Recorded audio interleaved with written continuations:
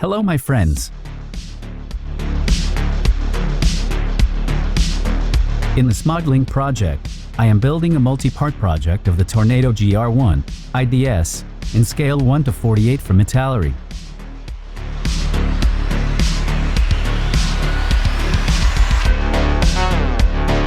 Using wires of 0.4 mm and 0.2 mm to create the oxygen system tubes, wrapping the thinner wire around the thicker one, cutting, gluing, etc. when needed, like so. To be continued. Saturday YouTube Shorts.